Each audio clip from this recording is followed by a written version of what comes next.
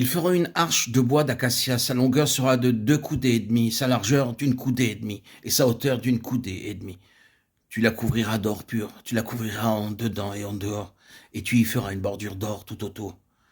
Tu fondras pour elle 4 anneaux d'or, et tu les mettras à ses 4 coins, 2 anneaux d'un côté et 2 anneaux de l'autre côté. Tu feras des barres de bois d'acacia et tu les couvriras d'or. Tu passeras les barres dans les anneaux sur les côtés de l'arche pour qu'elles servent à porter l'arche. Les barres resteront dans les anneaux de l'arche et n'en seront point retirées. Tu mettras dans l'arche le témoignage que je te donnerai. Tu feras une propitiatoire d'or pur. Sa longueur sera de 2 coudées et demie et sa largeur d'une coudée et demie. Tu feras 2 chérubins d'or. Tu les feras d'or battu aux 2 extrémités du propitiatoire.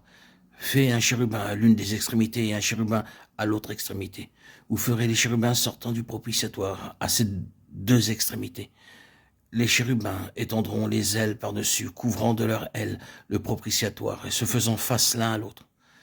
Les chérubins auront la face tournée vers le propitiatoire.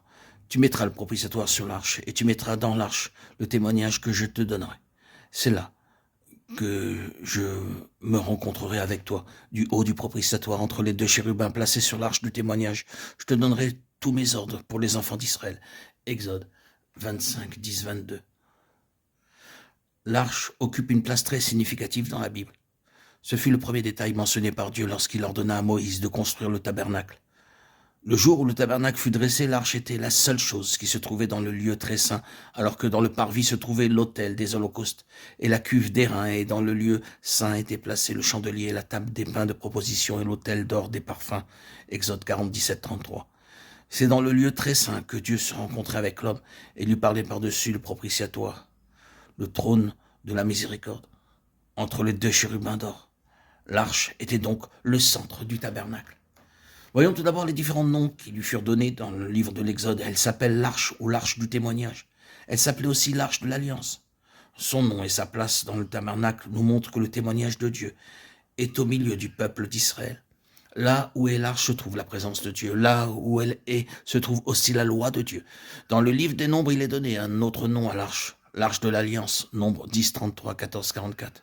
Ceci souligne la relation existante entre l'arche et l'alliance. Là où est l'arche se trouve aussi l'alliance du Seigneur.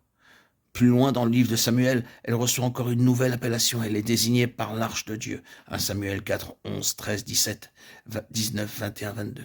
Cela signifie que là où est l'arche se trouve également la présence de Dieu au milieu d'eux. Examinons plus amplement ce que typifie l'arche. De manière très simple, elle est un type du Seigneur Jésus.